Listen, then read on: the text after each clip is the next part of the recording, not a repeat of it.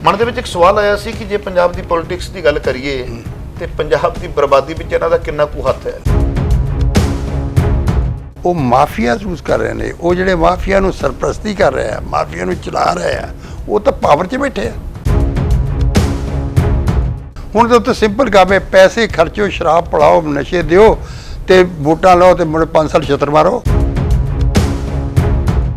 ਜਿਹੜੀ one after the other ਉਹ ਜਿਹੜੇ ਆ ਫੈਮਿਲੀ, ਪਿਓ ਮਰ ਗਿਆ ਮੁੰਡੇ ਨੂੰ ਦੇ ਦਿਓ, ਆਹੋ ਜਾਨੀ ਮੜੀਆਂ ਦੇ ਦੀਵੇ ਬਣਾਤੇ ਅਸੀਂ। ਇੱਕ ਚੀਜ਼ ਨੂੰ ਮੱਦੇਨਜ਼ਰ ਚੱਲੀਏ ਕਿ ਜਿਹੜਾ ਪ੍ਰੈਜ਼ੈਂਟ ਸਿਸਟਮ ਹੈ ਔਰ ਪ੍ਰੈਜ਼ੈਂਟ ਪੋਲੀਟੀਸ਼ੀਅਨ ਹੈ, ਇਹ ਪੰਜਾਬ ਨੂੰ ਨਹੀਂ ਬਚਾ ਸਕਦੇ। ਅਸੀਂ ਲੋਕਾਂ ਨੂੰ ਜਗਾਉਣੇ ਆ, ਭਾਈ ਤੁਸੀਂ ਜਾਗੋ।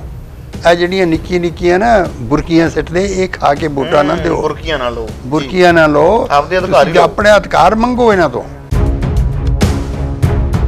ਅੱਜ ਗਰੀਬ ਨੂੰ ਮਰਨਾ ਸਸਤਾ ਪੈਂਦਾ ਜੀ ਦਵਾਈ ਨਾਲੋਂ।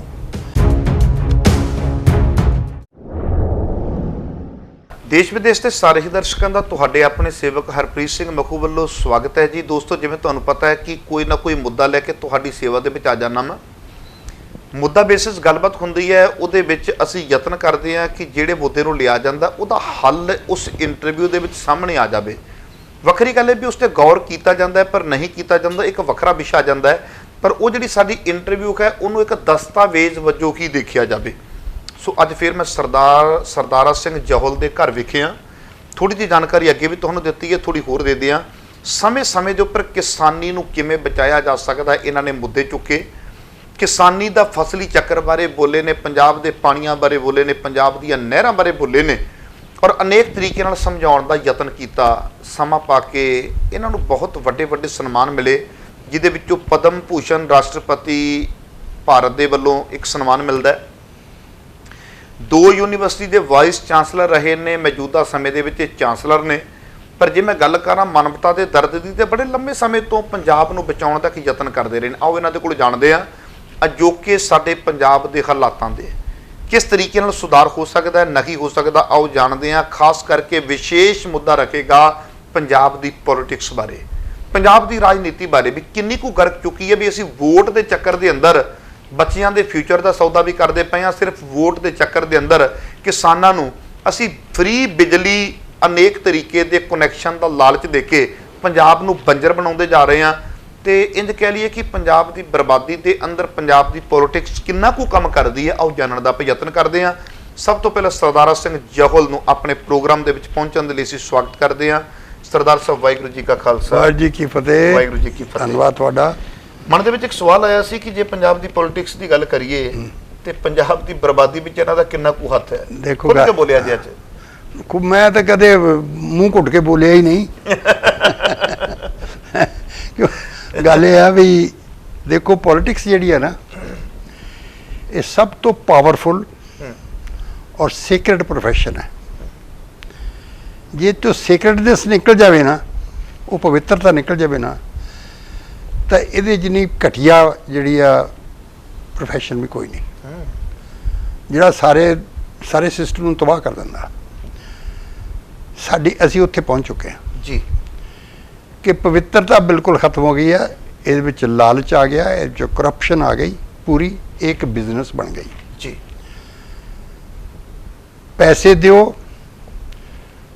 ਝੂਠੇ ਪ੍ਰੋਮਿਸ ਕਰੋ, ਭਾਵੇਂ ਗੁਟਕਾ ਚੁੱਕਣਾ ਪਵੇ, ਭਾਵੇਂ ਮਿੱਟੀ ਦੀ ਸਹੁੰ ਖਾਣੀ ਪਵੇ। ਲਾਲਚ ਕੀ ਦਿਓ, ਤੁਹਾਨੂੰ ਮੋਬਾਈਲ ਦੇਵਾਂਗੇ, ਤੁਹਾਨੂੰ ਖੰਡ ਦੇਵਾਂਗੇ, ਤੁਹਾਨੂੰ ਘਿਓ ਦੇਵਾਂਗੇ, ਤੁਹਾਨੂੰ ਚਾਹ ਪੱਤੀ ਦੇਵਾਂਗੇ, ਕੁੜੀਆਂ ਨੂੰ ਸ਼ਗਨ ਸਕੀਮਾਂ ਇਹ ਮੈਨੂੰ ਦੱਸੋ, ਇਹ ਪੰਜਾਬ ਦੇ ਮੁੱਦੇ ਆ।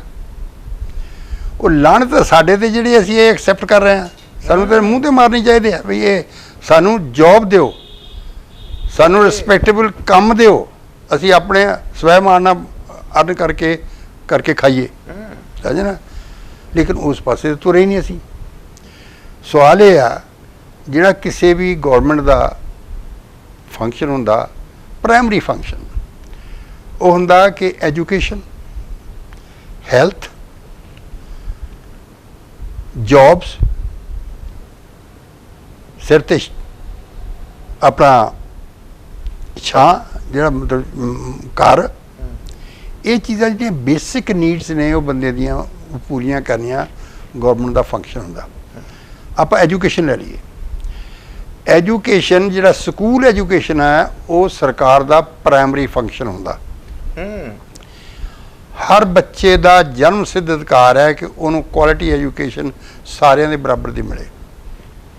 ਲੇਕਿਨ ਅਸੀਂ ਕੀ ਕੀਤਾ ਹੋਇਆ, ਪਬਲਿਕ ਸਕੂਲ, ਪ੍ਰਾਈਵੇਟ ਸਕੂਲ, ਆਪਣੇ ਇਹ ਗੌਰਮੈਂਟ ਸਕੂਲ, ਇੱਦਾਂ ਕਾਲਜ ਦੇ ਵਿੱਚ, ਚਲੋ ਕਾਲਜ ਨੂੰ ਤੁਸੀਂ ਪ੍ਰਾਈਵੇਟ ਵੀ ਕਰ ਲਓ ਜੋ ਕੁਝ, ਪਰ ਬੇਸਿਕ 12ਵੀਂ ਤੱਕ ਜਿਹੜੀ ਸਕੂਲ ਐਜੂਕੇਸ਼ਨ ਹੈ, ਐਂਡੇਵਰ ਇਹ ਹੋਣੀ ਚਾਹੀਦੀ ਆ ਕਿ ਉਹ ਸਾਰਿਆਂ ਨੂੰ ਇੱਕੋ ਜਿਹੀ ਮਿਲੇ, ਕੁਆਲਿਟੀ ਦੀ ਮਿਲੇ ਔਰ ਫ੍ਰੀ ਮਿਲੇ ਜਿੱਥੇ ਤੱਕ ਹੋ ਸਕਦਾ। ਦੂਜੀ ਰਿਸਪੌਂਸਿਬਿਲਿਟੀ ਹੈ ਹੈਲਥ ਦੀ। ਅੱਜ ਗਰੀਬ ਨੂੰ ਮਰਨਾ ਸਸਤਾ ਪੈਂਦਾ ਜੀ ਦਵਾਈ ਨਾਲੋਂ। ਜਿਹੜੇ ਕਹਿੰਦੇ ਆ ਜੀ ਕਾਰਡ ਦੇ ਮਿਲ ਦਿੰਦੇ ਆ, ਕੋਈ ਉਹਦਾ ਕੋਈ ਆਨਰ ਨਹੀਂ ਕਰਦਾ। ਤੁਸੀਂ ਹਸਪਤਾਲ ਦਾਖਲ ਹੋਏ ਨਹੀਂ ਤੇ ਤੁਹਾਨੂੰ ਪਿੰਜਰ ਕੱਢ ਕੇ ਬਾਹਰ ਭੇਜ ਦੇਣਾ, ਤੁਹਾਡੀ ਚਮੜੀ ਸਾਰੀ ਲੈ ਜਾਂਦੀ ਹੈ। ਸੋ ਨਾ ਤਾਂ ਅਸੀਂ ਹੈਲਥ ਨੂੰ ਕਰ ਸਕੇ ਹਾਂ, ਨਾ ਅਸੀਂ ਐਜੂਕੇਸ਼ਨ ਨੂੰ ਕਰ ਸਕੇ ਹਾਂ, ਨਾ ਅਸੀਂ ਫੂਡ ਸਿਕਿਉਰਿਟੀ ਦੇ ਸਕੇ ਹਾਂ ਜੀ। ਸਮਝਿਆ ਨਾ? ਇਹ ਤਿੰਨੇ ਫੰਕਸ਼ਨ ਜਿਹੜੇ ਗੌਰਮੈਂਟ ਦੇ ਆ, ਉਹ ਤੇ ਗੌਰਮੈਂਟ ਜਿਹੜੀ ਸਾਡੀ ਫੇਲ ਹੈ। ਔਰ ਇਹ 'ਚ ਸਾਡਾ ਪੋਲੀਟੀਕਲ ਸਿਸਟਮ ਜਿਹੜਾ ਉਹਦੀ ਕਰਪਸ਼ਨ, ਉਹਦੀਆਂ ਜਿਹੜਾ ਮਾਫੀਆ ਸਿਸਟਮ ਬਣਿਆ ਕੀ ਅੱਜ ਕੱਲ੍ਹ ਪੰਜਾਬ ਦੇ ਵਿੱਚ। ਪੋਲੀਟੀਕਲ ਦੇ ਵਿੱਚ ਵੀ ਮਾਫੀਆ? ਸੁਣੋ ਮੇਰੀ ਗੱਲ, ਕਿ ਮਾਫੀਆ ਰਾਜਨੀਤੀ ਕਰਦਾ ਪਿਆ। ਸੁਣੋ ਮੈਂ ਹੁਣ ਅੱਜ ਕੀ ਮਾਫੀਆ ਨੇ? ਤੁਹਾਡਾ ਰੇਤ ਬਜਰੀ ਦਾ ਮਾਫੀਆ, ਤੁਹਾਡਾ ਸ਼ਰਾਬ ਦਾ ਮਾਫੀਆ, ਤੁਹਾਡਾ ਟਰਾਂਸਪੋਰਟ ਦਾ ਮਾਫੀਆ, ਤੁਹਾਡਾ ਜਿਹੜਾ ਮਾਫ ਕਰਨਾ, ਤੁਹਾਡਾ ਇਲੈਕਟ੍ਰੋਨਿਕ ਮੀਡੀਆ ਦਾ ਮਾਫੀਆ ਹੈ, ਔਰ ਲੈਂਡ ਗ੍ਰਾਬ ਮਾਫੀਆ। ਲੁੱਟ ਮਚੀ ਚੌਹੀਂ ਪਾਸੇ। ਤੁਸੀਂ ਕੀ ਸਮਝਦੇ ਹੋ ਕਿ ਜਿਹੜੀ ਅੱਜ ਦੀ ਜਿਹੜੀ ਹਕੂਮਤ ਹੈ ਉਹ ਪੋਲੀਟੀਕਲ ਪਾਰਟੀ ਦੀ ਹੈ? ਉਹ ਮਾਫੀਆ ਯੂਜ਼ ਕਰ ਰਹੇ ਨੇ। ਉਹ ਜਿਹੜੇ ਮਾਫੀਆ ਨੂੰ ਸਰਪ੍ਰਸਤੀ ਕਰ ਰਹੇ ਆ, ਮਾਫੀਆ ਨੂੰ ਚਲਾ ਰਹੇ ਆ, ਉਹ ਤਾਂ ਪਾਵਰ 'ਚ ਬੈਠੇ ਆ। ਯੂ ਆਰ ਬੀਇੰਗ ਰੂਲਡ ਬਾਈ ਦੀ ਮਾਫੀਆਸ। ਤੁਸੀਂ ਪੋਲੀਟੀਕਲ ਪਾਰਟੀ ਨਹੀਂ ਰੂਲ ਕਰ ਰਹੀਆਂ ਤੁਹਾਡੇ ਤੇ। ਜਾਂ ਪੋਲੀਟੀਕਲ ਪਾਰਟੀ ਮਾਫੀਆ ਬਣ ਗਿਆ। ਹੁਣ ਤਾਂ ਉੱਥੇ ਸਿੰਪਲ ਕੰਮ ਹੈ, ਪੈਸੇ ਖਰਚੋ, ਸ਼ਰਾਬ ਪੜਾਓ, ਨਸ਼ੇ ਦਿਓ ਤੇ ਵੋਟਾਂ ਲਓ ਤੇ ਮੁੜੇ 5 ਸਾਲ ਛਤਰ ਮਾਰੋ, ਟੋਕਣੋ, ਚੋਰੀ ਕਰੋ। ਸੱਚ ਹੈ ਜੀ, ਬਿਲਕੁਲ ਇਸ ਤਰ੍ਹਾਂ ਹੋ ਰਿਹਾ। ਸਾਡਾ ਤਾਂ ਗੱਲ ਸਵਾਲ ਹੈ, ਸਾਡਾ ਤਾਂ ਚੋਰੀ ਨਹੀਂ, ਤਾਂ ਡਾਕਾ ਦਿਲ ਦਿਹਾੜੇ ਹੋ ਰਿਹਾ ਸਾਡਾ। ਆਹੋ ਹੁਣ ਸਵਾਲ ਇਹ ਪੈਦਾ ਹੁੰਦਾ, ਤੁਸੀਂ ਇਹ ਸਵਾਲ ਪੈਦਾ ਕੀਤਾ ਵੀ ਇਹਦਾ ਇਲਾਜ ਕੀ ਹੈ? ਕਿਉਂਕਿ ਪਿੱਟਣਾ ਰੋਣਾ ਵਾਲਿਆ ਤਾਂ ਗੱਲ ਹੈ, ਪਰ ਲੇਕਿਨ ਉਹਦਾ ਇਲਾਜ ਵੀ ਤਾਂ ਹੋਣਾ ਚਾਹੀਦਾ। ਮੈਂ ਸੋਚਦਾ ਕਿ ਇਹ ਜਿਹੜੇ ਪ੍ਰੈਜ਼ੀਡੈਂਟ ਪੋਲੀਟੀਕਲ ਬੰਦੇ ਆ, ਚਾਹੇ ਉਹ ਥੋੜ੍ਹਾ ਚੱਲ ਰਹੇ ਆ, ਚਾਹੇ ਕੋਈ MLA ਰਿਹਾ, ਚਾਹੇ ਕੋਈ ਪੋਲੀਟੀਕਲੀ ਐਕਟਿਵ ਰਿਹਾ, ਇਹਨਾਂ ਦੇ ਮੂੰਹ ਖੂਨ ਲੱਗ ਚੁੱਕਾ। ਇਹਨਾਂ 'ਚੋਂ ਕੋਈ ਵੀ ਬੰਦਾ ਜਿਹੜਾ ਤੁਹਾਡਾ, ਉਹ ਤੁਹਾਨੂੰ may be few honourable exception, ਮੈਂ ਸਾਰਿਆਂ ਨੂੰ ਨਹੀਂ ਤੱਕਦਾ ਉਹਦੇ ਵਿੱਚ, ਪਰ ਮੈਂ ਸਮਝਦਾ ਕਿ ਇਹ ਡਿਲੀਵਰ ਨਹੀਂ ਕਰ ਸਕਦੇ, ਪੰਜਾਬ ਨੂੰ ਨਹੀਂ ਬਚਾ ਸਕਦੇ। ਹਿੰਦੁਸਤਾਨ ਦਾ ਸਾਰੀ ਦਾ ਹਾਲਤ ਹੈ ਤੇ ਪੰਜਾਬ ਤਾਂ ਹਲੇ ਤਾਂ ਗੱਲ ਹੈ। ਇਹਦੇ ਵਿੱਚ ਕੋਈ ਨਵਾਂ ਆਲਟਰਨੇਟਿਵ ਪੈਦਾ ਹੋਇਆ ਸੀਗਾ ਇੱਕ, ਪਰ ਉਹ ਵੀ ਉਸੇ ਲਾਲਚ ਪੈ ਗਿਆ। ਕਿਹੜਾ? ਆਪ ਦਾ ਆਇਆ ਸੀਗਾ। ਆਪਾਂ ਲੋਕਾਂ ਨੂੰ ਵੈਸੇ ਕਈ ਵਾਰੀ ਕਹਿੰਦੇ ਆ ਜੀ ਇਹ ਸ਼ਰਾਬ ਪੀ ਕੇ ਫਲਾਣ ਪੇ ਦਿੰਦੇ ਆ। ਪੰਜਾਬ ਨੇ 4 ਪਾਰਲੀਮੈਂਟ ਦੇ ਮੈਂਬਰ ਦੇ ਦਿੱਤੇ ਸੀ, MP ਦੇ ਦਿੱਤੇ ਸੀ। ਉਹਨਾਂ ਨੇ ਕੀ ਕੀਤਾ? ਸਮਝਿਆ ਨਾ? ਪੰਜਾਬ ਨੇ 20 MLA ਇਲੈਕਟ ਕਰ ਲਿਆ ਸੀਗੇ ਜੀ। ਇਹ ਉਹਨਾਂ ਨੇ ਕੀ ਕੀਤਾ? ਉਹ ਆਪੋ ਵਿੱਚ ਹੀ ਛਿੱਤਰ ਪ੍ਰਧਾਨ ਹੋ ਗਏ। ਸਵਾਲ ਹੈ ਕਿ ਜਿਸ ਸਿਸਟਮ ਦੇ ਵਿੱਚ ਉਹ ਗਏ ਆ, ਪੈਸੇ ਖਰਚ ਕੇ, ਅੱਜ ਕੱਲ੍ਹ ਕੋਈ ਜ਼ਮਾਨਾ ਸੀ ਪੋਲੀਟੀਕਲ ਪਾਰਟੀਆਂ ਕੋਲੋਂ ਪੈਸੇ ਦਿੰਦੀਆਂ ਸੀ ਇਲੈਕਸ਼ਨ ਵਾਸਤੇ। ਪੋਲੀਟੀਕਲ ਅਸੀਂ ਜੇ ਸ਼ੁਰੂ ਕੀਤਾ ਸੀ, ਕਿਸੇ MLA ਦੀ ਤਨਖਾਹ ਨਹੀਂ ਸੀ ਹੁੰਦੀ। ਸਮਝਿਆ ਨਾ? ਲੇਕਿਨ ਹੌਲੀ ਹੌਲੀ ਇਹ ਬਿਜ਼ਨਸ ਬਣ ਗਈ, ਫੈਮਿਲੀ ਬਿਜ਼ਨਸ ਬਣ ਗਈ। ਪੈਸੇ ਖਰਚੋ, ਜਿਹੜੀ ਵਨ ਆਫਟਰ ਦੀ ਅਦਰ, ਉਹ ਜਿਹੜੇ ਆ ਫੈਮਿਲੀ, ਪਿਓ ਮਰ ਗਿਆ ਮੁੰਡੇ ਨੂੰ ਦੇ ਦਿਓ, ਆਹੋ ਜਾਣੀ ਮੜੀਆਂ ਦੇ ਦੀਵੇ ਬਣਾਤੇ ਅਸੀਂ। ਸੱਚੀ ਗੱਲ ਤੇ ਇਹ ਆ। ਸੋ ਉਹਨਾਂ ਦੀ ਕੀ ਕਾਬਲੀਅਤ ਹੈ? ਫਿਰ ਸਾਡਾ ਸ਼ੋਅ ਬਿਜ਼ਨਸ, ਚਾਹੇ ਕੋਈ ਪਲੇਅਰ ਹੈ, ਚਾਹੇ ਕੋਈ ਆਪਣਾ ਸਿਨੇਮੇ ਦਾ ਕੋਈ ਹੀਰੋ ਆ, ਵੀ ਠੀਕ ਹੈ, ਉਹਦਾ ਪ੍ਰੋਫੈਸ਼ਨ, ਆਈ ਰਿਸਪੈਕਟ ਦਮ, ਠੀਕ ਹੈ, ਪਰ ਇਜ਼ ਇਟ, ਇਹ ਤੇ ਪਾਲਿਸੀ ਦਾ ਉਹਦੇ 'ਚ ਕੀ ਰੋਲ ਹੈ? ਪਰ ਅੱਜ ਮੈਂ ਦੇਖ ਰਿਹਾ ਵਾਂ ਪੋਲੀਟੀਕਲ ਪਾਰਟੀਆਂ ਕੀ ਕਰਦੀਆਂ ਨੇ, ਉਸ ਇਲਾਕੇ ਦੇ ਖੂਨਖਾਰ ਬੰਦੇ ਨੂੰ ਛੱਡ ਕੇ ਕੋਈ ਫਿਲਮੀ ਸਟਾਰ ਹੈ ਜਿਹਨੂੰ ਪਤਾ ਹੀ ਨਹੀਂ, ਉਹਨੂੰ ਚੁੱਕ ਕੇ ਪੇਸ਼ ਕੀਤਾ, ਤੇ ਉਹੋ ਜਿਹੇ ਸਾਡੇ ਲੋਕ, ਉਹੋ ਜਿਹੇ ਲੋਕ ਕੱਟ नहीं, ਸਭ देखो ਤੋਂ ਵੱਧ मैं ਹੋਵੇਗਾ। मैं ਉਹ जो- ਫਿਲਮੀ ਡਾਇਲੋਗ ਹੀ ਬੋਲ मैं- ਦਿੰਦੇ ਨੇ, मैं- 2.5 ਕਿਲੋ का हाथ तो उससे मिले। चलो ਉਹ ਦੁਬਾਰਾ ਉਹ ਤਾਂ ਜੋ ਲੱਭਦੇ ਹੋ ਗਿਆ, ਨੇ। ਪਰ ਇਹ मैं ਕੀ ਹੈ? ਹੁਣ ਸਵਾਲ ਤੇ ਆ, ਤੁਸੀਂ ਜੋ ਪ੍ਰੋਬਲਮ ਸਾਰੇ ਸਮਝਦੇ ਆ। ਪੈਰਾਸ਼ੂਟ ਨਾਲ ਉਤਰਦੇ ਪਏ ਨੇ। ਮੈਨੂੰ ਮਤਲਬ ਇਹ ਰਿਪੀਟ ਕਰਨ ਦੀ ਲੋੜ ਨਹੀਂ, ਸਾਰੇ ਆਪਾਂ ਹਾਲਤ ਜਾਣਦੇ ਆ। ਜਿਹੜੇ ਆ ਇੱਕ ਚੀਜ਼ ਨੂੰ ਮੱਦੇਨਜ਼ਰ ਰੱਖ ਚੱਲੀਏ ਕਿ ਆ ਜਿਹੜਾ ਪ੍ਰੈਜ਼ੈਂਟ ਸਿਸਟਮ ਹੈ ਔਰ ਪ੍ਰੈਜ਼ੈਂਟ ਪੋਲੀਟੀਸ਼ੀਅਨ ਹੈ, ਇਹ ਪੰਜਾਬ ਨੂੰ ਨਹੀਂ ਬਚਾ ਸਕਦੇ। ਹੋਵੇ ਕੀ, ਹੁਣ ਦੇਖੋ ਇੱਕ ਪਾਸੇ ਤਾਂ 5-5 6-6 ਪੈਨਸ਼ਨਾਂ ਲੈ ਰਹੇ ਨੇ ਇਹ ਲੱਖਾਂ ਵਿੱਚ ਕੁਆਲੀਫਾਈ ਕਰਕੇ। ਮੈਨੂੰ ਪਤਾ ਲੱਗਾ ਤੁਹਾਡੀਆਂ ਵੀ ਕਾਫੀ ਪੈਨਸ਼ਨਾਂ ਨੇ। ਤਨਖਾਹਾਂ ਮੇਰੀ ਕਾਹਦੀ ਤਨਖਾਹ ਪੈਨਸ਼ਨ, ਮੇਰੀ ਕਾਹਦੀ ਪੈਨਸ਼ਨ ਹੋਣੀ? ਮੈਨੂੰ ਪਤਾ ਲੱਗਾ ਕਹਿੰਦੇ ਕਾਫੀ ਪੈਨਸ਼ਨ ਲੈ ਰਹੇ ਨੇ। ਨਾ ਮੈਂ ਤੇ ਯੂਨੀਵਰਸਿਟੀ ਪ੍ਰੋਫੈਸਰ ਦੀ ਪੈਨਸ਼ਨ ਮਿਲ ਰਹੀ ਹੈ ਮੈਨੂੰ। 35 ਸਾਲ ਨੌਕਰੀ ਕੀਤੀ ਆ, ਪੈਨਸ਼ਨ ਮਿਲੀ 60 ਸਾਲ ਤੇ ਜਾ ਕੇ ਜੀ। ਉਹ ਪੈਨਸ਼ਨ ਤੋਂ मैं वंश से रोटी करना और करना मेरे को ਇਹ ਤੁਹਾਡਾ ਹੱਕ ਹੈ। और ਮੈਨੂੰ ਇਹਦਾ ਕੋਈ ਇਤਰਾਜ਼ ਨਹੀਂ, ਪਰ ਸਵਾਲ ਤੇ ਪੈਦਾ ਹੁੰਦਾ। ਮੇਰਾ ਬੇਸਿਕ ਸਵਾਲ ਹੈ ਕਿ ਇੱਕ MLA ਇੱਕ ਇਹ ਸੇਵਾ ਹੈ, 5 ਸਾਲ ਉਹ ਸੇਵਾ ਕਰੇ ਜੀ। ਕਿੰਨੀ ਕੁ ਦਿਨ ਉਹ ਅਸੈਂਬਲੀ ਜਾਂਦਾ ਉਹ ਸਵਾਲ ਹੈ। ਅਗਰ 50 ਸਾਲਾਂ ਦੇ ਵਿੱਚ ਜੇ ਮੇਰਾ ਆਪਣਾ ਖਿਆਲ ਹੈ ਜ਼ਿਆਦਾ ਤੋਂ ਜ਼ਿਆਦਾ 30-35 ਦਿਨ ਤੋਂ ਜ਼ਿਆਦਾ ਕੋਈ ਅਸੈਂਬਲੀ ਮੀਟ ਨਹੀਂ ਕਰਦੀ, ਉਹਦੇ ਵਿੱਚ ਕਿੰਨੀ ਕੁ ਵਾਰੀ ਕੌਣ ਹਾਜ਼ਰ ਹੁੰਦਾ, ਉਹ ਦਿਸ ਡਿਫਰੈਂਟ। ਕਿੰਨੇ ਮੁੱਦੇ ਚੁੱਕੇ ਆ ਨੇ। ਫਿਰ 5 ਸਾਲ ਦੇ ਬਾਅਦ ਉਹਦੀ ਪੈਨਸ਼ਨ ਲੱਗ ਜਾਏ ਕਿੱਥੇ ਰੱਖ ਕੇ।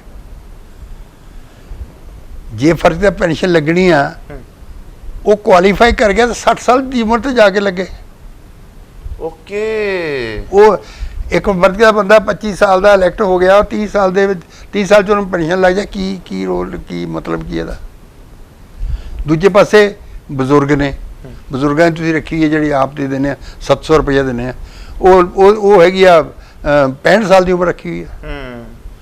ਬੰਦਾ ਵੀ 65 ਸਾਲ ਦਾ ਹੋਵੇ, 2 ਏਕੜ ਤੋਂ ਜ਼ਮੀਨ ਵੀ ਉਹਦੀ ਘੱਟ ਹੋਵੇ, ਹੈ 1000 ਸ਼ਰਤ ਲਾ ਕੇ ਤੁਸੀਂ ਲਾਤਾ। ਮੈਂ ਪੁੱਛਦਾ ਬਾਦਲ ਸਾਹਿਬ ਦੀ 2 ਏਕੜ ਤੋਂ ਘੱਟ ਜ਼ਮੀਨ ਹੈ, ਉਹਨਾਂ ਦੀ 5.5 ਲੱਖ ਪੈਨਸ਼ਨ ਬਣਦੀ ਹੈ। ਇੱਕੋ ਇਕੱਲੇ ਦੀ ਨਹੀਂ, ਬਾਕੀ ਦੇ ਵੀ ਚੱਲਦੀ ਹੈ। ਹੁਣ ਸਵਾਲ ਹੈ ਇਹ ਕਿੱਥੇ ਦਾ ਇਹ ਨੀਤੀ ਬਣਾਈ ਕਿੰਨੇ ਆ? ਕਿੱਥੇ ਦਾ ਜਸਟ ਬਣਾਉਣ ਵਾਲੇ ਤਾਂ ਅਸੈਂਬਲੀ 'ਚ ਆ ਬੈਠੇ, ਪਾਰਲੀਮੈਂਟ 'ਚ ਆ ਬੈਠੇ, ਆਪਣੀ ਮਰਜ਼ੀ ਨਾਲ ਤਨਖਾਹ ਬਦਲ ਲੈਂਦੇ, ਆਪਣੀ ਮਰਜ਼ੀ ਨਾਲ ਫੈਸਲੇ ਕਰ ਲੈਂਦੇ। ਇਹ ਨਹੀਂ ਤਨਖਾਹਾਂ ਤੇ ਪੈਨਸ਼ਨਾਂ ਨਹੀਂ, ਉਹਨਾਂ ਦੀ ਇਨਕਮ ਟੈਕਸ ਜਿਹੜਾ ਉਹ ਵੀ ਸਰਕਾਰ ਦਿੰਦੀ ਆ, ਇਹ ਇਨਕਮ ਟੈਕਸ ਫ੍ਰੀ ਆ। ਪਰ ਇੱਥੋਂ ਤੱਕ ਜਿਹੜੇ ਪਰਕਸ ਨੇ ਉਹਨਾਂ ਨੂੰ ਮਿਲਦੇ ਆ, ਪਰਕਸ ਤਾਂ ਸਾਡੇ ਪੈਨਸ਼ਨਾਂ ਨਾਲੋਂ ਵੀ ਜ਼ਿਆਦਾ ਆ, ਔਰ ਉਹਨਾਂ 'ਤੇ ਵੀ ਜਿਹੜੇ ਟੈਕਸ ਸਰਕਾਰ ਦਿੰਦੀ ਆ। ਆਹ ਹਾਲਤ ਹੈ।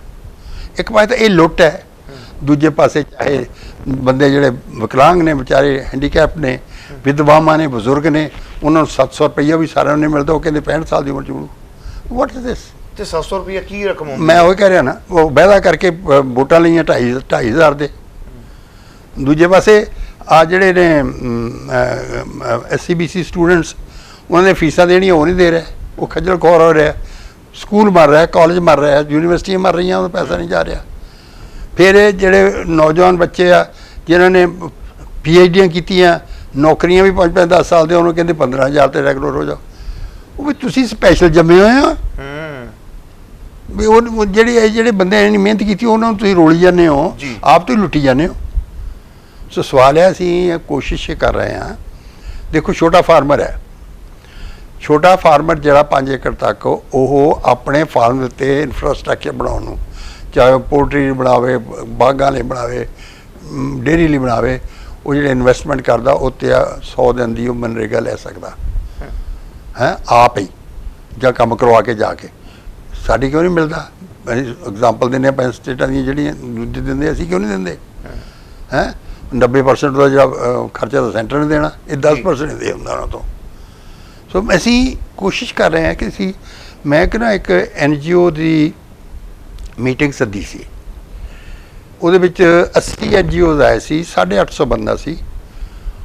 ਅਸੀਂ 24 ਘੰਟੇ, ਇੱਕ ਤੇ 24 ਘੰਟੇ, 48 ਘੰਟੇ ਅਸੀਂ ਉਹਨੂੰ ਮੰਥਨ ਕੀਤਾ ਵੀ ਕੀ ਹੋ ਸਕਦਾ।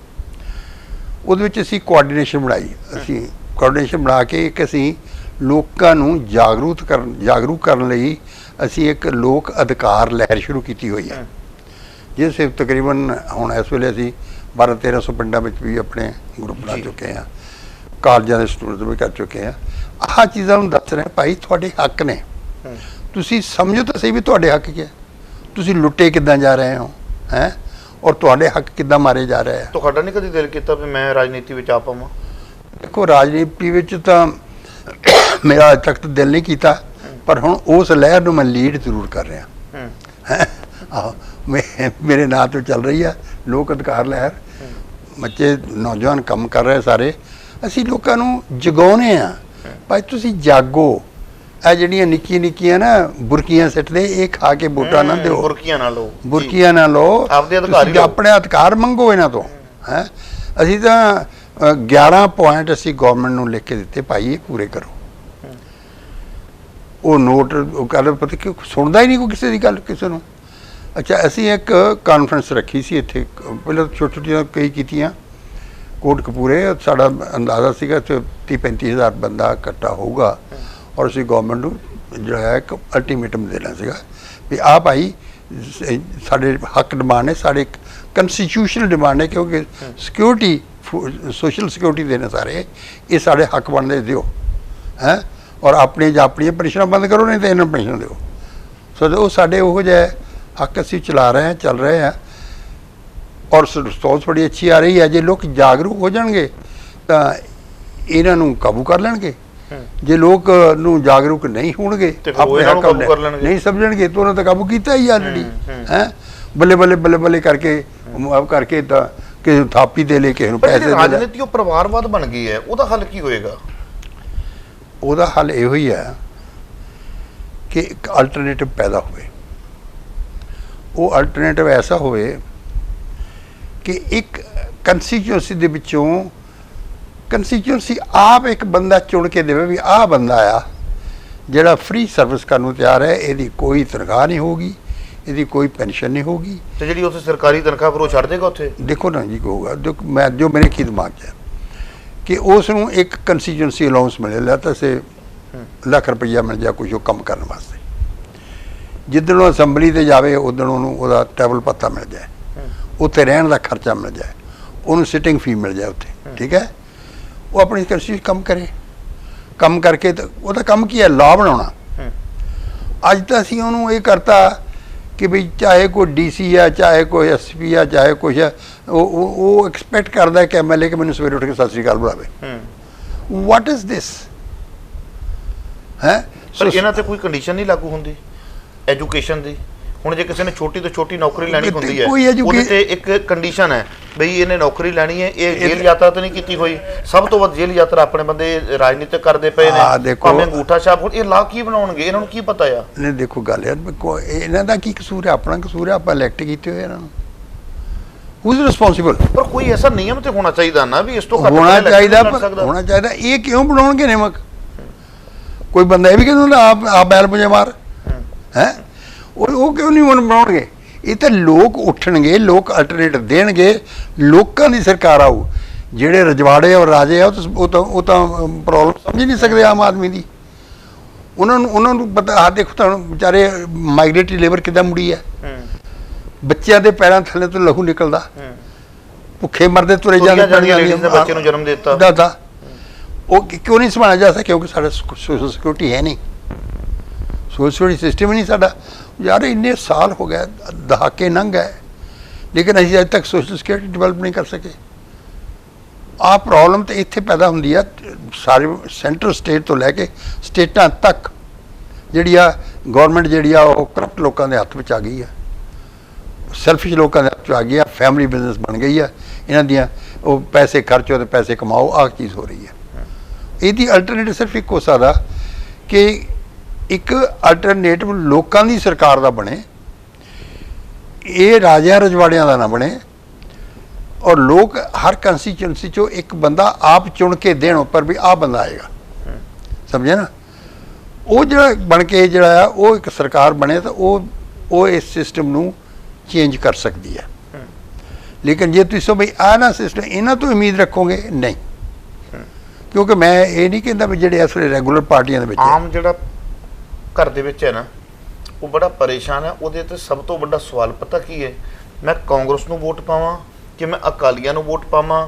ਮੈਨੂੰ ਕਿਸੇ ਪਾਸੇ ਤੇ ਵੋਟ ਪਾਉਣੀ ਪੈਣੀ। ਜੇ ਮੈਂ ਵੋਟ ਨਹੀਂ ਪਾਉਂਦਾ ਤੇ ਤਾਂ ਵੀ ਨੁਕਸਾਨ ਹੈ। ਕੋਈ ਅਲਟਰਨੇਟ ਹੈ ਹੀ ਨਹੀਂ ਨਾ। ਪਿਛਲੀਆਂ ਇਲੈਕਸ਼ਨਾਂ 'ਚ ਮੈਂ ਜਿਹੜੇ ਬਾਈ ਇਲੈਕਸ਼ਨ ਹੋਇਆ ਸੀ, ਅਲਟਰਨੇਟਿਵ ਦਿੱਤਾ ਸੀ, ਭਾਈ ਜੇ ਤੁਸੀਂ ਡਿਸਸੈਟਿਸਫਾਈਡ ਹੋ ਤਾਂ ਨੋਟਾ ਦੱਬੋ, ਕਮ ਸੇ ਕਮ ਇਹਨਾਂ ਨੂੰ ਪਤਾ ਲੱਗੇ ਵੀ you are not being liked. ਜੇ ਹੋਰ ਕੁਝ ਨਹੀਂ ਤਾਂ ਕਮ ਸੇ ਕਮ ਇਹ ਤਾਂ ਹੋਊਗਾ ਵੀ ਪਤਾ ਲੱਗੂਗਾ ਵੀ ਦੇਖੋ ਵੀਰ ਦਵਿੰਦਰ ਉੱਥੇ ਨੋਟਾਂ ਦੀਆਂ ਵੋਟਾਂ ਜ਼ਿਆਦਾ ਸੀ ਵੀਰ ਦਵਿੰਦਰ ਨਾਲੋਂ, ਹੈ ਕਈਆਂ ਕੰਸਟੀਚੁਐਂਸੀ ਤੇ ਨੋਟਾਂ ਦੀਆਂ ਵੋਟਾਂ ਜ਼ਿਆਦਾ ਸੀ, ਕਈਆਂ ਕਹਿਣ ਨੂੰ ਦੂਜੇ ਤੀਜੇ ਨੰਬਰ ਤੇ ਨੋਟ ਲਾਏ, ਫਸ ਗਿਆ ਨੋਟਾ ਨੰਬਰ 1 ਤੇ ਆ ਜਾਂਦਾ ਹੈ, ਨਹੀਂ ਪਸੰਦ ਉਹਨਾਂ ਨੂੰ ਕੋਈ, ਪਰ ਕਿਤੇ ਤਾਂ ਫੇਰ ਤਾਂ ਕੁਝ ਨਾ ਕੁਝ ਤਾਂ ਜਾਗ ਹੋਊ। ਨਹੀਂ ਜੇ ਨੋਟਾ ਨੰਬਰ 1 ਤੇ ਆਉਂਦਾ ਫਿਰ ਕੀ ਬਣਦਾ? ਦੇਖੋ ਅਸੀਂ ਜਦ ਮੈਨੂੰ ਮੈਂ 12,000 ਸਿਗਨੇਚਰ ਕਰਕੇ ਵਿਦ ਨੇਮ ਟੈਲੀਫੋਨ ਨੰਬਰ ਦਸਤਖਤ 12,000 ਦਾ ਸਿਗਨੇਚਰ ਕਰਕੇ ਅਪੀਲ ਪਾਈ ਸੀ, ਜਿਹੜੀ ਮੈਂ ਇਹਨੂੰ ਇਲੈਕਸ਼ਨ ਕਮਿਸ਼ਨ ਨੂੰ ਭੇਜੀ, ਪ੍ਰੈਜ਼ੀਡੈਂਟ ਆਫ ਇੰਡੀਆ ਨੂੰ ਭੇਜੀ, ਵਾਈਸ ਪ੍ਰੈਜ਼ੀਡੈਂਟ ਆਫ ਇੰਡੀਆ ਨੂੰ ਭੇਜੀ, ਚੀਫ ਮਿਨਿਸਟਰ ਨੂੰ ਭੇਜੀ, ਚੀਫ ਜਸਟਿਸ ਨੂੰ ਭੇਜੀ, ਇੰਪੋਰਟੈਂਟ ਪਾਰਟੀਆਂ ਦੇ ਪ੍ਰੈਜ਼ੀਡੈਂਟਾਂ ਨੂੰ ਭੇਜੀ। ਉਹ 'ਚ ਮੰਗ ਕੀ ਸੀ? ਇਹ ਨੋਟਾ ਮੰਗਿਆ ਸੀ, ਲੇਕਿਨ ਉਹਦੇ ਨਾਲ ਇਹ ਵੀ ਮੰਗਿਆ ਸੀ ਵੀ ਜੇ ਨੋਟਾ ਜਿੱਤ ਜਾਏ, ਹੈ ਜਿਹੜਾ ਤੁਸੀਂ ਸਵਾਲ ਕੀਤਾ, ਤਾਂ ਫਿਰ ਜਿਹੜੀ ਆ ਉਹ ਕੰਸਟੀਚੁਐਂਸੀ ਦੀ ਇਲੈਕਸ਼ਨ ਕੈਂਸਲ ਹੋ ਜਾਏ, ਦੁਬਾਰਾ ਉਹਦੀ ਇਲੈਕਸ਼ਨ ਹੋਵੇ, ਲੇਕਿਨ ਉਹ ਜਿਹੜੇ ਕੈਂਡੀਡੇਟ ਆ ਉਹ 6 ਸਾਲ ਦੀ ਬਾਹਰ ਹੋ ਜਾਣ ਨਵੇਂ। ਇਹ ਮੰਗਿਆ ਸੀ, ਫਿਰ ਉਹਨਾਂ ਨੇ ਨੋਟਾ ਤਾਂ ਲਾਤਾ, ਲੇਕਿਨ ਇਹ ਲੱਤਾਂ ਬਾਹਾਂ ਤੋੜਦੀਆਂ, ਨੋਟੇ ਦਾ ਇਨਇਫੈਕਟਿਵ ਕਰ ਦਿੱਤਾ। ਔਰ ਮੈਂ 12,000 ਸਿਗਨੇਚਰ ਕਰਕੇ ਏਡਾ ਵੱਡਾ ਤਈਆ ਬਣਿਆ ਸੀ ਵੀ ਟੈਲੀਫੋਨ ਕਰਕੇ ਪੁੱਛ ਲਓ ਉਸ ਵੋਟਰ ਨੂੰ, ਨਾਲ ਟੈਲੀਫੋਨ ਨੰਬਰ ਦਿੱਤੇ ਸੀਗੇ, ਇਹ ਨਹੀਂ ਸੀ ਵੀ ਐਵੇਂ ਹੀ ਦੱਸ ਕਰਾ ਕੇ ਤੋੜਤੇ, ਪੂਰਾ ਨਾਂ ਤੇ ਉਹਦੇ ਨਾਲ ਉਹਦਾ ਟੈਲੀਫੋਨ ਨੰਬਰ ਨਾਲ ਦਸਤਖਤ। ਉਹ ਇੰਨਾ ਕੁ ਮਿਲਿਆ ਉਹਦੇ ਤੋਂ, ਉਦੋਂ ਗਾ ਨਹੀਂ ਚੱਲੇ ਜੀ। ਸੋ ਸਵਾਲ ਹੈ ਇਹ ਹੋ ਇਹ ਤਾਂ ਸੀ, ਪਰ ਹੁਣ ਨੈਕਸਟ ਦੇ ਵਿੱਚ ਜਿਹੜਾ ਮੈਂ ਸਮਝਦਾ ਇਹ alternative must come of the honest people, ਜੇ ਤੇ ਅਸੀਂ ਵਰਕ ਕਰ ਰਹੇ ਹਾਂ ਜੀ। ਔਰ ਅਸੀਂ ਇਹ ਸਮਝਦੇ ਹਾਂ ਕਿ ਮੈਂ ਸਮਝਦਾ ਇਹ, ਸਾਡੇ ਮੇਰੇ ਕੁਲੀਗ ਵੀ ਇਹ ਸਮਝਦੇ ਆ ਕਿ ਨਵੇਂ ਇੰਜਣ 'ਚ ਪੁਰਾਣਾ ਪੁਰਜਾ ਨਹੀਂ ਪਾਉਣਾ, ਸਮਝੇ ਨਾ। We are trying on this. ਜੇ ਇਹ ਨਹੀਂ ਸਿੱਧਰੇ ਹੁੰਦੇ, ਨਾ ਸਾਡੇ ਕੋਈ ਡਿਮਾਂਡ ਨਹੀਂ ਮੰਨਦੇ, ਭਾਈ ਫਿਰ ਤਾਂ ਕੁਛ ਕਰਨਾ ਹੀ ਪਊ। ਹੁਣ ਤਾਂ ਸਾਡੀ ਇਲੈਕਟਿਡ ਗੌਰਮੈਂਟ ਹੈ, ਸਾਡਾ ਹੱਕ ਬਣਦਾ ਉਹਨਾਂ ਤੋਂ ਮੰਗਣਾ, ਔਰ ਉਹਨਾਂ ਦਾ ਹੱਕ ਬਣਦਾ ਕਿ ਉਹਨਾਂ ਦਾ ਫਰਜ਼ ਬਣਦਾ ਕਿ ਸਾਡੀਆਂ ਗੱਲਾਂ ਨੂੰ ਸੁਣੋ ਜਿੱਥੇ ਤੱਕ ਹੋ ਸਕਦੀ। ਜੇ ਉਹ ਡੰਪ ਹੋ ਕੇ ਬੈਠੇ ਆ, ਜੇ ਉਹ ਕੇਅਰ ਹੀ ਨਹੀਂ ਕਰ ਰਹੇ, ਤਾਂ ਫਿਰ ਤਾਂ ਕੋਈ ਅਲਟਰਨੇਟਿਵ ਲੱਭਣਾ ਹੀ ਪਊ ਨਾ ਜੀ। ਇਹ ਪਤਾ ਲੱਗੂਗਾ ਸਾਨੂੰ ਦਸੰਬਰ ਜਨਵਰੀ ਜਾ ਕੇ ਵੀ ਅਸੀਂ ਅਲਟਰਨੇਟਿਵ ਬਣਾਉਣੇ ਆ ਜਾਂ ਨਹੀਂ ਬਣਾਉਣੇ ਆ ਜੀ। So we are working on this, ਔਰ ਮੈਨੂੰ ਇਹ ਜਾਪਦਾ ਕਿ ਸਾਨੂੰ ਇੱਕ ਅਲਟਰਨੇਟ ਖੜਾ ਕਰਨਾ ਪੈਣਾ ਹਰ ਸੂਰਤ ਵਿੱਚ। ਪਰ ਜੇ ਹੁਣ ਮੰਨ ਲਓ ਜਿਹੜੇ ਤੁਸੀਂ ਅਲਟਰਨੇਟ ਤੁਸੀਂ ਕਿਤੇ ਖੜਾ ਕਰਨਾ, ਉਹਦੇ ਬਾਰੇ ਕੁਝ ਤੇ ਜਾਣਕਾਰੀ ਦਿਓ, ਤੁਹਾਡੀ ਪਾਲਿਸੀ ਬਣੀ ਕੀ ਹੈ, ਜਿਸ ਪਾਲਿਸੀ ਨੂੰ ਮੈਂ ਦੇਖ ਕੇ ਲੋਕਾਂ ਨੂੰ ਕਹਿ ਸਕਾਂ ਵੀ ਸਰਦਾਰਾ ਸਿੰਘ ਜੌਹਲ ਆਉਣ ਵਾਲੇ ਸਮੇਂ ਦੇ ਵਿੱਚ ਆਹ ਕੰਮ ਕਰ ਰਹੇ। ਦੇਖੋ ਸਾਡੀ ਐਜੂਕੇਸ਼ਨ ਨੂੰ ਲੈ ਕੇ ਤੁਹਾਡੀ ਕੀ ਪਾਲਿਸੀ ਹੈ? ਸੋ ਦੇਖੋ ਦਾਦਾ, ਕਿਸਾਨਾਂ ਬਾਰੇ ਤੁਸੀਂ ਕਹਿੰਦੇ ਪਹਿਲਾਂ ਪਾਲਿਸੀ ਬਣੇ ਫਿਰ ਉਸ ਤੋਂ ਬਾਅਦ ਹੋਵੇ। ਮੈਂ ਅੱਜ ਤੁਹਾਡੇ ਤੋਂ ਸਵਾਲ ਕਰਦਾ ਕਿ ਰਾਜਨੀਤੀ ਦੇ ਵਿੱਚ ਤੁਸੀਂ ਬੰਦੇ ਉਤਾਰਨੇ, ਪਾਲਿਸੀ ਕੀ, ਐਜੂਕੇਸ਼ਨ ਪਾਲਿਸੀ ਕੀ ਹੈ? ਪਾਲਿਸੀ ਸਾਡੇ ਸਾਰੀਆਂ ਹੈਗੀਆਂ, ਐਜੂਕੇਸ਼ਨ ਦੱਸ ਦਿੰਦਾ ਤੁਸੀਂ ਮੰਗੀ। ਨੰਬਰ 1 ਐਜੂਕੇਸ਼ਨ ਦਾ ਜਿਹੜੀ ਸਾਡੀ ਐਂਡੇਵਰ ਹੋਏਗੀ ਹੈ ਕਿ ਅਸੀਂ ਐਜੂਕੇਸ਼ਨ ਜਿਹੜੀ ਆ ਯੂਨੀਫਾਰਮ ਕਰੀਏ। ਪਹਿਲੀ ਗੱਲ ਤਾਂ ਲੈਂਗੁਏਜ ਮਿਕਸ ਕੀ ਹੋਣਾ ਚਾਹੀਦਾ, ਕੋਰਸ ਵਰਕ ਕੀ ਹੋਣਾ ਚਾਹੀਦਾ, ਇੱਕੋ ਹੀ ਹੋਣਾ ਚਾਹੀਦਾ ਸਾਰੇ ਪੰਜਾਬ ਦੇ ਵਿੱਚ ਇੱਕ। ਦੂਜਾ, ਜਿੱਥੋਂ ਤੱਕ ਹੋ ਸਕੇ ਇਹ ਜ਼ਿੰਮੇਵਾਰੀ ਜਿਹੜੀ ਆ ਗੌਰਮੈਂਟ ਦੀ ਹੋਵੇ। ਜੇ ਪ੍ਰਾਈਵੇਟ ਕਰਦੇ ਆ, ਦੇ should follow the same system as the government does.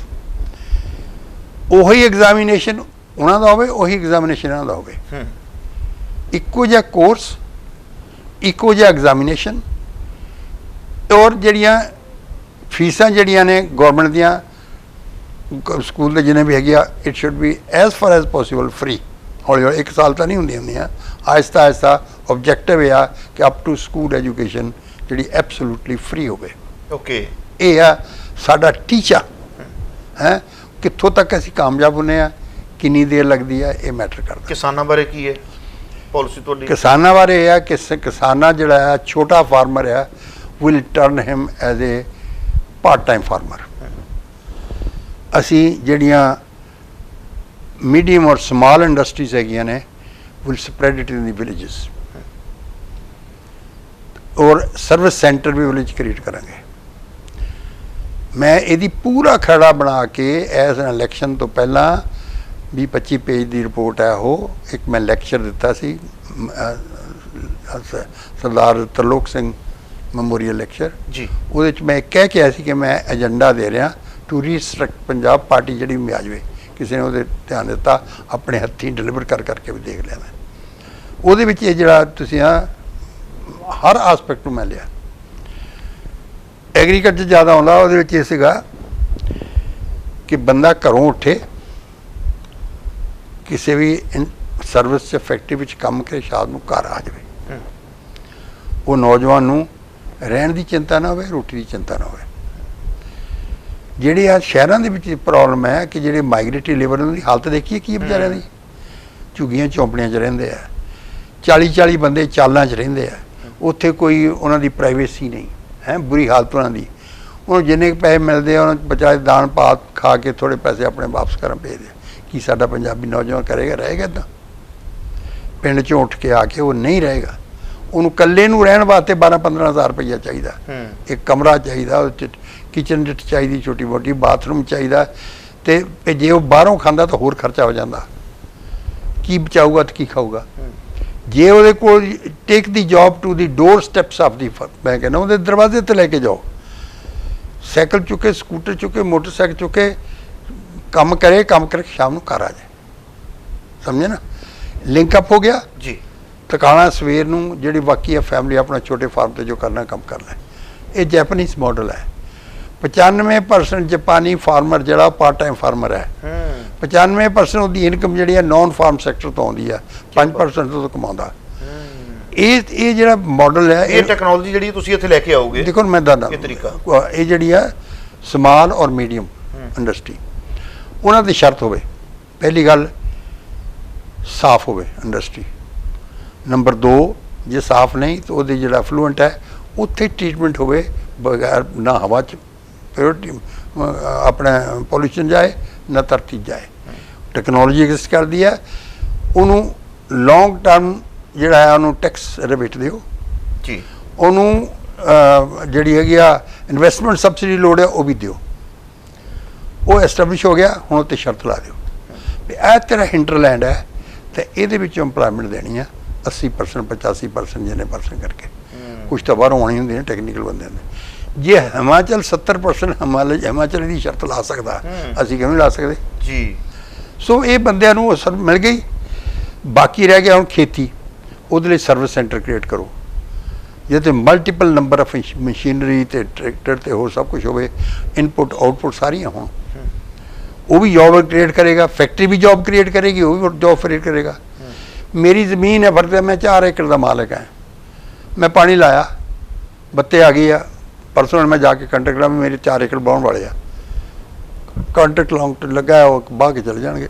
ਛੋਟੇ ਛੋਟੇ ਕੰਮ ਮੈਂ ਕਰ ਲੂੰ, ਬੀਜਣ ਵਾਲੀ ਬੀਜ ਜਾਣਗੇ, ਹਾਰਵੈਸਟ ਕਰਨ ਵਾਲੇ ਹਾਰਵੈਸਟ ਕਰ ਜਾਣਗੇ, ਕੰਮ ਕਰ। ਸੋ ਇਹ ਲਿੰਕ ਅਪ ਕਰਨ ਦੀ ਲੋੜ ਹੈ ਜੀ।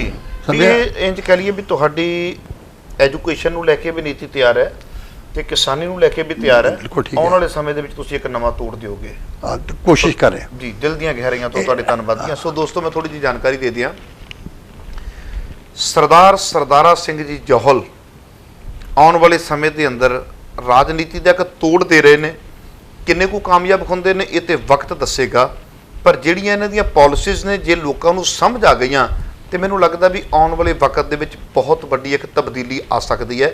ਸੋ ਬੜੀ ਜਲਦੀ ਤੁਹਾਡੀ ਸੇਵਾ ਦੇ ਵਿੱਚ ਦੁਬਾਰਾ ਹਾਜ਼ਰ ਹੋਵਾਂਗਾ। ਦਿਲ ਦੀਆਂ ਗਹਿਰਾਈਆਂ ਤੋਂ ਤੁਹਾਡੇ ਸਾਰਿਆਂ ਵੱਲੋਂ ਸਰਦਾਰਾ ਸਿੰਘ ਜੌਹਲ ਜੀ ਦਾ ਧੰਨਵਾਦ ਕਰਦਾ ਵਾਂ। ਮੇਰੇ ਵੱਲੋਂ ਧੰਨਵਾਦ ਜੀ, ਤੁਸੀਂ ਮੇਰੀ ਗੱਲ ਸੁਣੀ। ਸਿਰਫ ਮੈਨੂੰ ਜਿਹੜੀ ਆ ਮੈਂ ਇਕੱਲਾ ਕੁਝ ਨਹੀਂ ਕਰ ਸਕਦਾ, ਲੋਕ ਸਾਥ ਦੇਣਗੇ ਤਾਂ ਸਭ ਕੁਝ ਹੋ ਜਾਏਗਾ। ਬਹੁਤ ਬਹੁਤ ਮਿਹਰਬਾਨੀਆਂ। ਸੋ ਬੜੀ ਜਲਦੀ ਤੁਹਾਡੀ ਸੇਵਾ ਦੇ ਵਿੱਚ ਦੋਸਤੋ ਹਾਜ਼ਰ ਹੋਵਾਂਗਾ। ਆਪਣੇ ਸੇਵਕ ਹਰਪ੍ਰੀਤ ਸਿੰਘ ਮਖੂ ਨੂੰ ਦਿਓ ਇਜਾਜ਼ਤ। ਵਾਹਿਗੁਰੂ ਜੀ ਕਾ ਖਾਲਸਾ, ਵਾਹਿਗੁਰੂ ਜੀ